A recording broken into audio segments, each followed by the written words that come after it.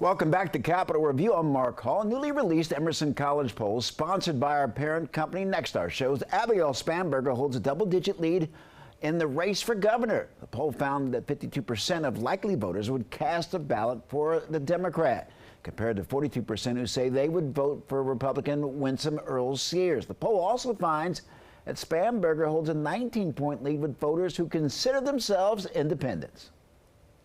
Returning to Capitol Review is Dr. Stephen Farnsworth. He is the director for the Center of Leadership and Media Studies at Mary Washington University.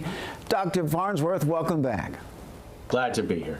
Well, Dr. Farnsworth, you're very aware of the most recent poll. Your reaction? This has been a very difficult cycle for election campaigning on the Republican side in Virginia. The polls have pretty consistently shown Abigail Spanberger, the Democratic candidate, having a 10-digit lead, 7-digit lead, something like that. It's part, I think, of the dynamic in Virginia politics where the party that loses the White House in 1 year comes back very angry, very energized to win the governor's mansion, or to be favored to win the governor's mansion a year later. Dr. Farnsworth, we've seen polling in recent years not as accurate as in years past. Virginia polling, do they tend to be consistent? Well, of course, it's important to note that there are things polling can do and things that polling can't do. What you get with a poll is, even if it's done professionally, you get a snapshot in the moment that the poll was conducted.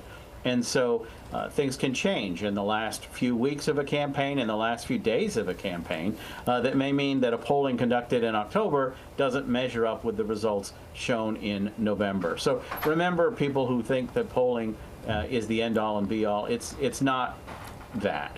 What you also get with polling is the potential for inaccuracy, just based on the fact that it's much harder to reach people. People are much harder to participate. That reality of smartphones where you don't pick up an unknown number, that creates an environment where it's very hard to sample a population as a whole. Those things being said, though, the surveys in Virginia tend to be pretty good compared particularly to other states. I think that there are a number of places that do polling, and that the polling is by and large done professionally here.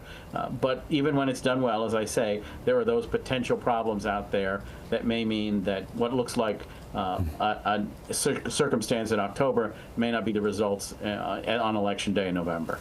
That debate is coming up next Thursday. Any chance that maybe Winsome Earle Sears can gain ground?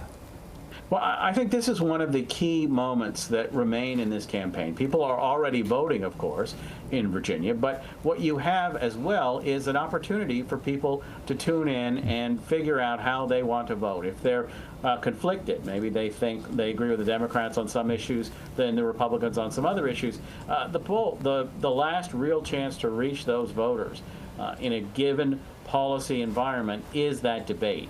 There's always the attack ads, of course, but those are generally talking about how dangerous it would be if the other side wins.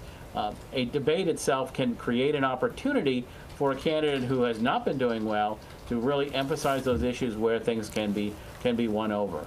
You may recall 4 years ago, the current governor, Glenn Youngkin, did very well in the debates, and that was part of the reason why he won November of 2021. Dr. Farnsworth, thank you so very much for your time. Thank you. And on Thursday, October 9th, right here on DC News Now's, it's Virginia's gubernatorial debate, the only face-to-face between Abigail Spanberger and Winsome Earle Sears ahead of Election Day. That debate will be hosted by our sister station, Wavy TV, at Norfolk State University. It starts at 7 p.m.